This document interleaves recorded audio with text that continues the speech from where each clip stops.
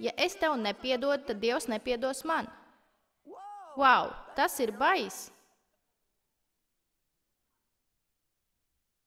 Vai tad tas nav tas, kas tur rakstīts? Vai tu saproti, cik daudz ir kristiešu, kas ir dusmīgi?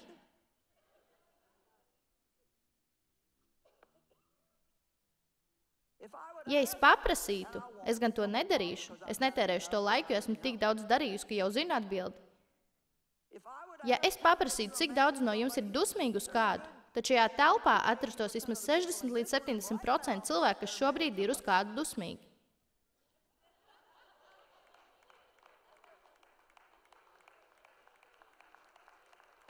Un tad vēl jums gribēsies paņemt to dievkalpojumu daļu, kur es runāju par lūgšanu un visa saņemšanu. Un par būšanu spēkpilnam lūgšanā, par vēlnu uzvarēšanu. Mums patīk šīs lietas. Tieši tā vēlns pie manis vairs nerādīsies. Bet tad, kad runa ir par to, lai piedotu tam cilvēkam, kas tevi ir sāpinājis, jūs teiksiet, tas nav pareizi, viņš nav pelnījis manu piedošanu.